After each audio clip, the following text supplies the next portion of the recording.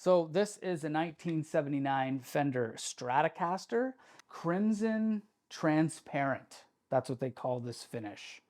Now, it it does have, like, like the hard cracking lacquer, and even a little peel off area, and that was my fault. It's, what they would call the bullet strat, right? It's really cool. I like it a lot. It's a hardtail, which is really awesome. Anyways, I really like this guitar a lot. This is what I've been playing most of the time, but I do like when I want to play specific tunings, when I can say, oh, standard drop D, I actually have a guitar that's perfectly set up for that. But I do have a Gibson SG that I like to play, that is a standard with a drop D. And I mean, even like I have a thicker gauge to accommodate for the tension that I want when it's drop D. So it actually is a bit of a thicker gauge string. So it does have that next level thought about it, right? So the half step down string guitar is just a little bit heavier gauge each string. Like, you kind of look at the luxury of having many guitars, and you really want them to play their role and have their purpose. Otherwise, they do feel a little bit pointless, because I know a lot of people that play guitars, it's kind of a funny joke where it's like you're just buying guitars, right? Buying them and looking at them more than even playing them. But it's true that a lot of different guitars have a lot of different purposes. And it's funny because the look of the guitar and just the way that it feeds you different energy, that's valid. Like, why do you need another guitar or whatever? Well, look at it. That's why, and it's legitimate. Like, it's like, but it's funny because it's like, well, I don't really need another one, right? But when you feel a different guitar, it makes you feel and play a different way. Like, I have guitars that are just standard tuning as well, that I'll play different types of music when I grab them. Or I just know, let's say this, I just know that, oh, there's a song like this, or a song that could use that type of thing. That's the guitar I grab.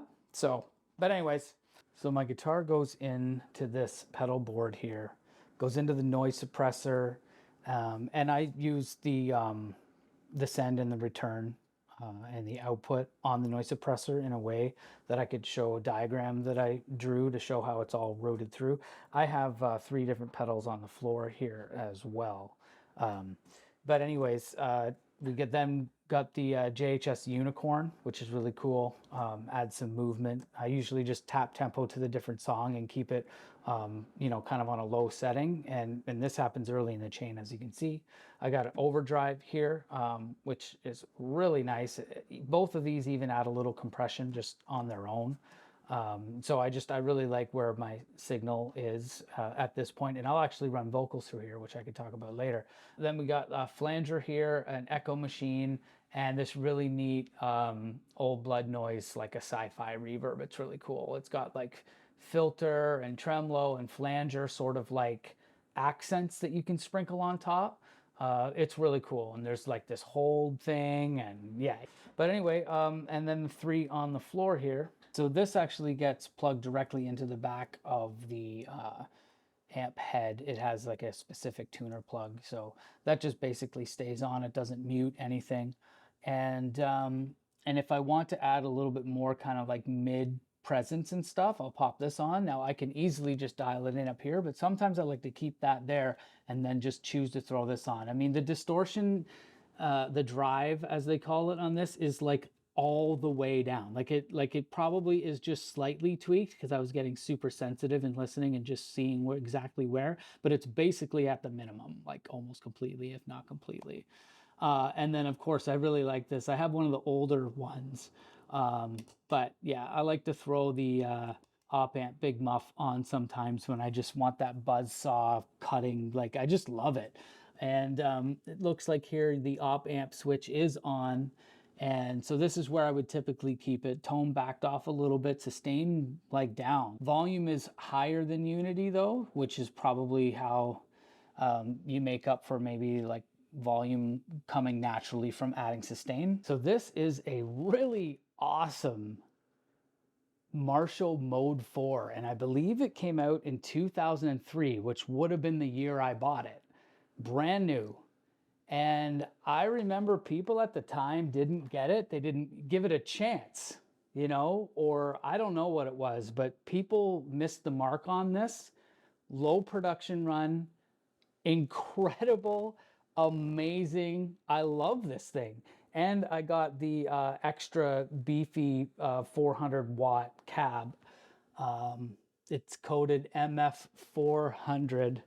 And I love this thing. I've had it forever, since new, since 2003. So one thing that I've been loving to do recently is actually running my dynamic microphone through this rig. And so on the end here, I've got, it's made by Shure, but what do they call it specifically? They call it a line matching transformer. What does it do? It takes the microphone signal level volume, matches it. It says high, like high Z or whatever, right? And so that's what it gives you. Plug a microphone into it, gives you the guitar signal level, and then you run it through here. It's amazing.